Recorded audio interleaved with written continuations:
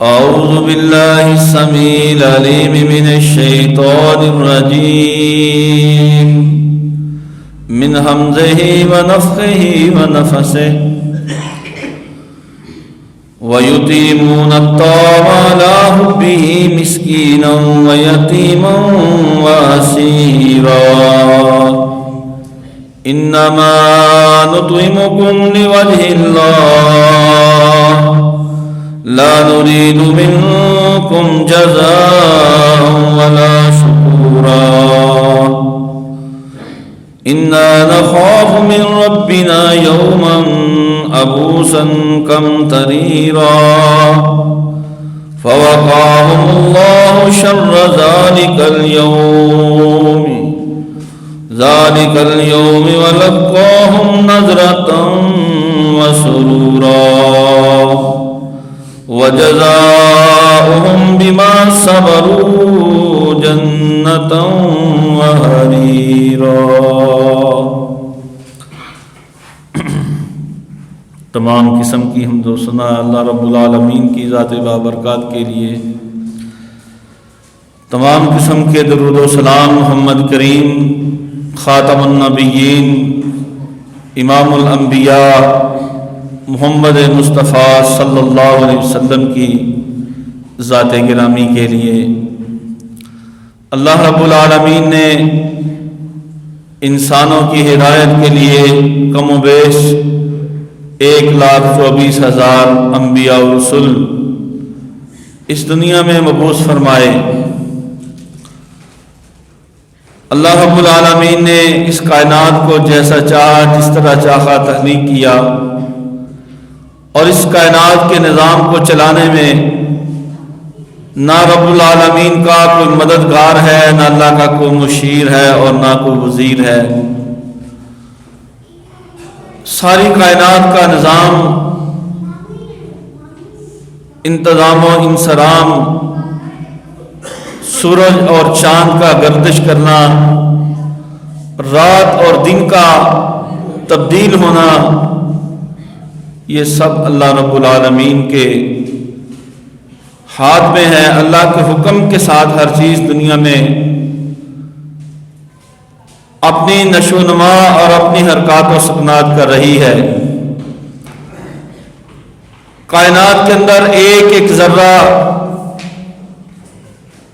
اللہ کے حکم سے اپنی جگہ پر قائم ہے۔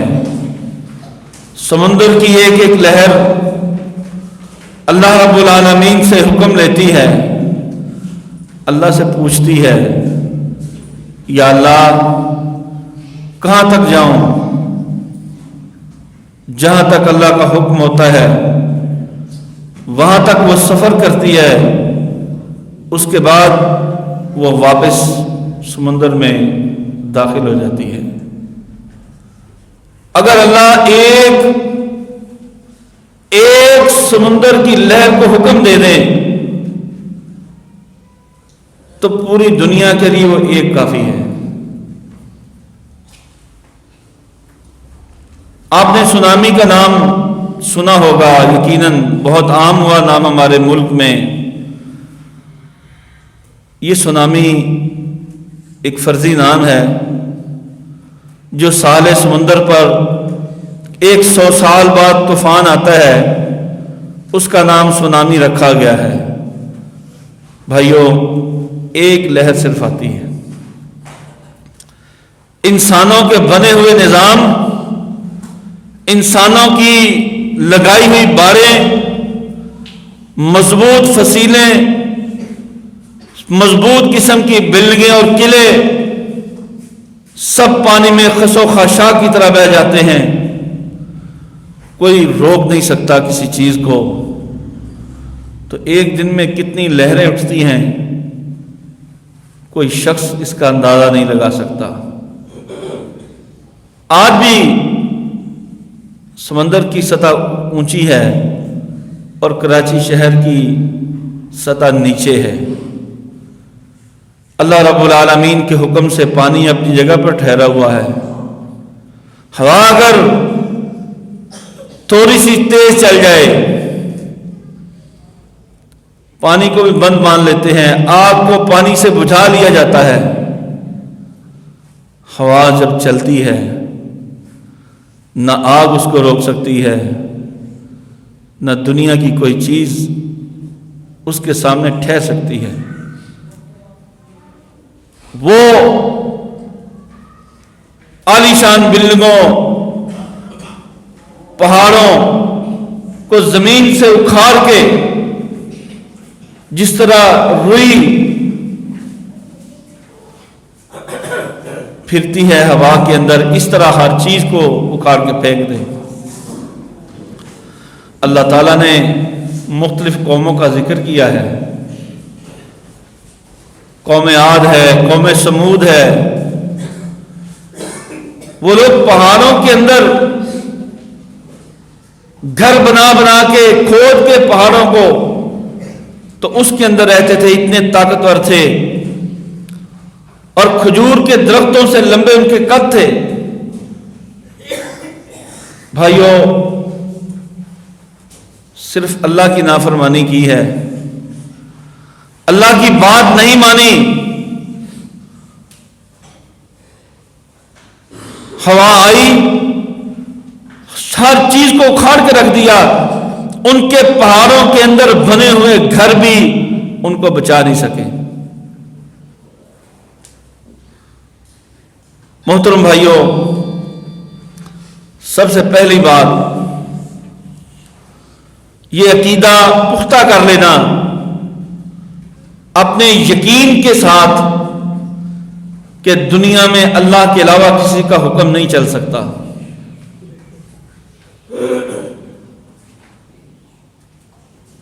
نہ اولاد، نہ کاروبار، نہ نفع اور نقصان، نہ بیٹے اور بیٹیوں کی تقسیم، نہ زندگی اور موت کا فیصلہ، کچھ نہیں ہو سکتا جب تک اللہ کا حکم نہ آ جائے۔ ساری دنیا مارنا چاہتی ہے، رب العالمین اس کو بچانا چاہتے ہیں، دنیا نہیں مار سکتی۔ موت کا وقت آ گیا، اللہ فرماتے ہیں قرآن میں، اگر تم فی بروج مشیدہ، بڑے بڑے مضبوط قلعوں کے اندر بھی بند ہو جاؤ تو موت سے بچ نہیں سکتے ہو۔ نہ کوئی طبیب، نہ کوئی حکیم، نہ کوئی ڈاکٹر کوئی زندگی کا ایک لمحہ بھی آگے نہیں کر سکتا۔ بھائیو، یہ یقین ہم نے جب پیدا کر لیا، ہماری عبادت کس کے لیے؟ اللہ کے لیے۔ رزق کہاں سے ملنا ہے؟ اللہ سے۔ دکان میں نہیں ہے، کاروبار میں نہیں ہے، فیکٹری میں نہیں ہے، رزق کس کے پاس ہے؟ اللہ کے پاس۔ کتنے فیکٹریوں کے مالک آج ہمارے سامنے، ہم جو یہ سب لوگ بیٹھے ہیں، ہمارے بزرگ بھی بیٹھے ہیں، ہمارے سامنے کتنے کتنے مالدار لوگ ہم نے فقیر ہوتے دیکھے ہیں، جو لوگوں سے قرض مانگتے پھرتے ہیں اور 2-4 ٹکے کی نوکری مانگتے ہیں کہ ہمیں نوکری رکھ لو، جو اپنے پاس 100 200 300 نوکر رکھتے تھے۔ اور کتنے ایسے ہیں جو مزدوری سے شروع ہوئے، ہماری ہی مارکیٹوں میں، ہماری منڈیوں میں پلے داری کرتے تھے، اللہ نے ان کو سیٹ بنا دیا، رب العالمین نے ان کے لیے رزق کے دروازے کھول دیے، آج وہ خوشحال ہیں، ٹھاٹھ کی زندگی بسر کر رہے ہیں۔ تو بھائی یہ تقسیم اللہ کے پاس ہے، کسی بندے کے پاس نہیں ہے۔ شرط کیا ہے؟ شرط صرف یہ ہے ہم اللہ کی اطاعت اور فرما برداری کر لیں، اپنی ہر چیز میں اللہ کو یاد رکھیں۔ محترم بھائیوں، ایک ہے بدنی عبادت، حج ہماری بدنی عبادت ہے، نماز ہماری بدنی عبادت ہے، اور اسی طرح جہاد ہماری بدنی عبادت ہے۔ کچھ ہے مالی باتیں، صدقہ، خیرات، زکوٰۃ، اللہ کے راستے میں خرچ کرنا، یہ مالی باتیں ہیں۔ میرے محترم بھائیوں، کچھ چیزیں ایسی ہیں جو بڑی بڑی باتیں ہیں ہماری توجہ نہیں ہے۔ مثال کے طور پر ہم خود تو کھانا اچھا کھاتے ہیں،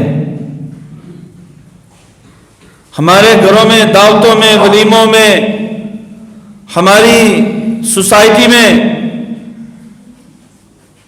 مالدار لوگ تو ہوتے ہیں، غریب نہیں ہوتا۔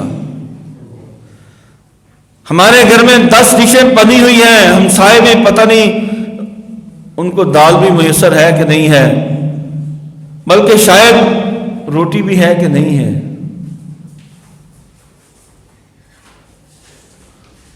آج ہم چھپا چھپا کے کھانے کھا رہے ہیں، ماں باپ سے، بہن بھائی سے، ہمسائے تو بہت دور چلے گئے۔ میرے بھائیوں، پہلی ہماری معاشرتی غلطی وہ یہ ہے کہ ہمیں اپنے دسترخوانوں کو سمیٹنا نہیں چاہیے، اپنے دسترخوانوں کو وسیع کرنا چاہیے، کھلے کر دینا چاہیے۔ بھائیو، جس نے بھی اپنا دسترخوان کھلا کیا ہے، رب العالمین نے اس کو کلوز نہیں کیا ہے، پھر بڑا ہی ہوتا چلا گیا ہے، بڑا ہوتا چلا گیا ہے۔ اللہ تعالیٰ نے اس کو اتنا رزق دیا ہے، سینکڑوں لوگ، ہزاروں لوگ روزانہ کھا رہے ہیں، وہ برکت ہی پڑی چلی جاتی ہے، کم ہوتا ہی نہیں ہے۔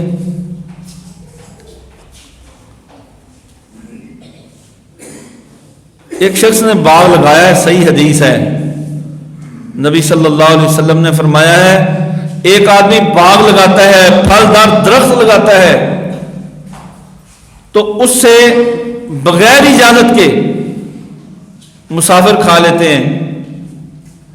مسافر تھا، گزر رہا ہے، بھوک لگی ہے، باغ میں سے اس نے کچھ توڑ لیا ہے، کھا لیا۔ فرمایا یہ اس آدمی کے لیے صدقہ ہے جس نے یہ باغ لگایا ہے۔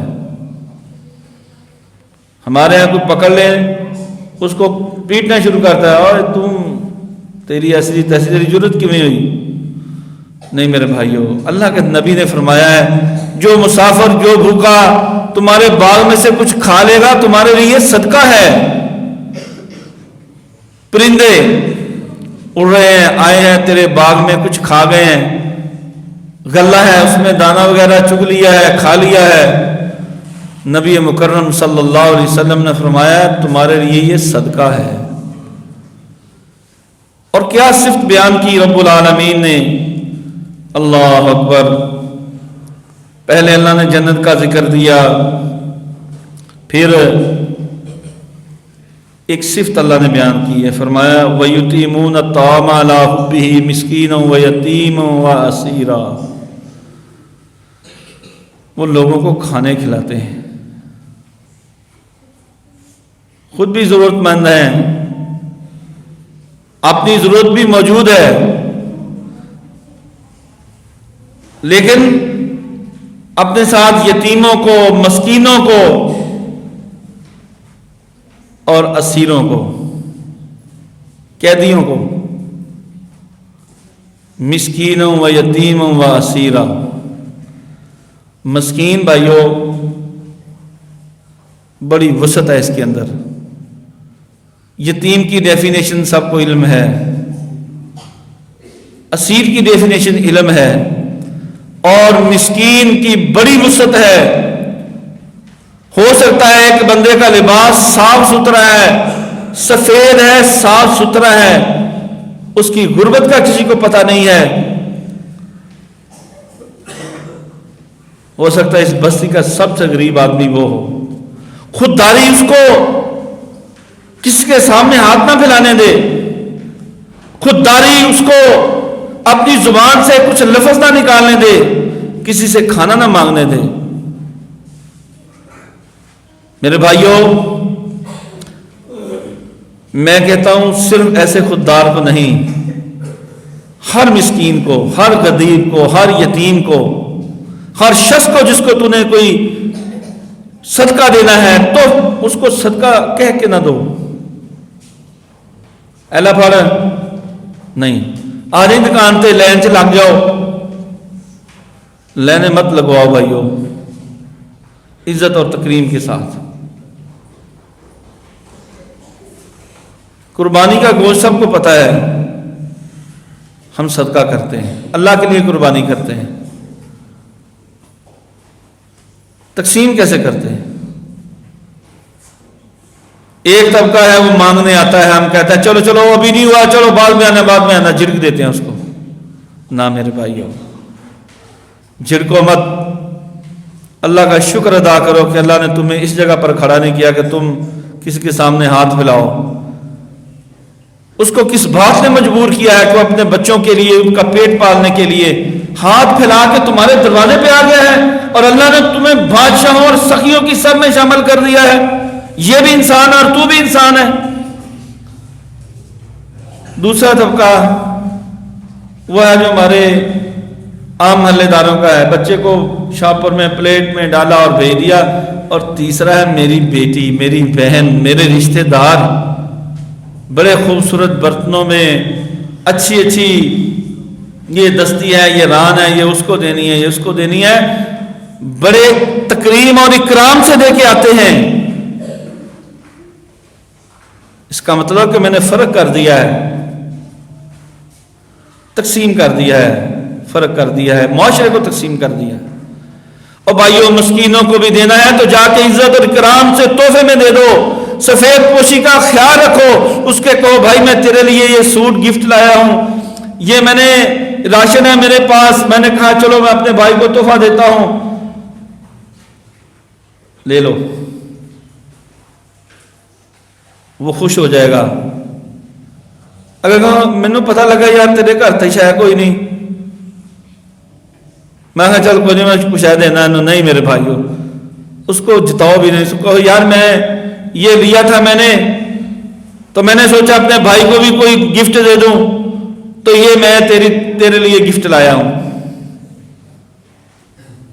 اور جس اکرام کے ساتھ اپنے بھائی بہن بیٹی اور قریبی رشتہ داروں کو ہم تحائف دیتے ہیں، اسی اکرام کے ساتھ مساکین کو، سفید پوش لوگوں کو، مسکینوں کو چیزیں دو۔ بھائیو، نبی صلی اللہ علیہ وسلم نے فرمایا ہے راستے کی تکلیف اٹھانا، ہٹا دینا، کسی کی مدد کرنا،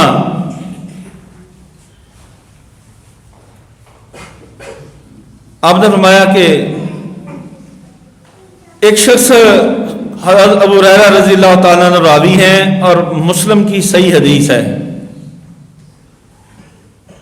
ابو ہریرہ فرماتے ہیں رضی اللہ عنہ کہ ایک راستے میں ایک چھڑی پڑی تھی جس کے اوپر کانٹے تھے، یعنی جس طرح ہمارے یہاں کیکر ہے اس کے اوپر کانٹے ہوتے ہیں،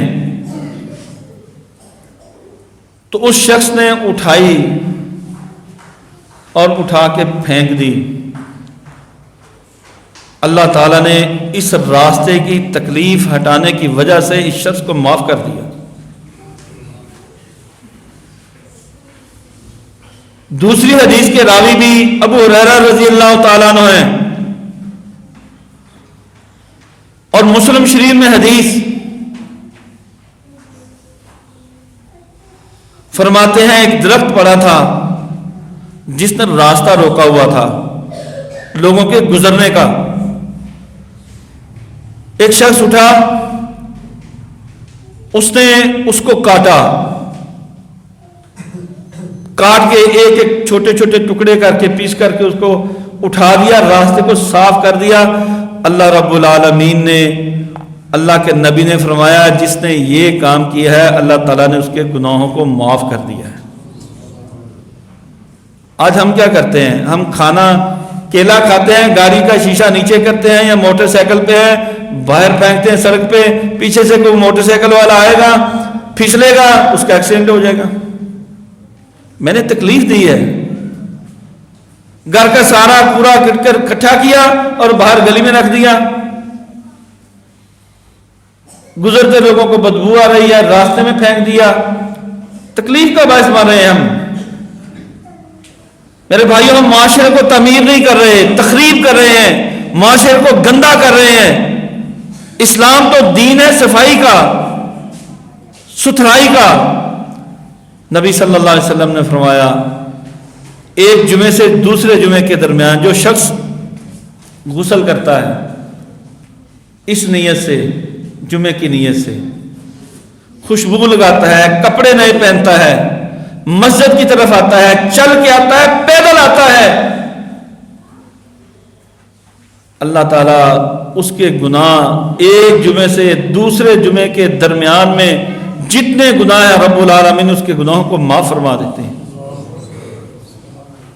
اور فرمایا جو مسجد میں پہلے آتا ہے، آ کے بیٹھتا ہے، ایک تو حدیث ہے نا، اونٹ کی قربانی، پھر گائے کی قربانی، پھر بکرے کی قربانی،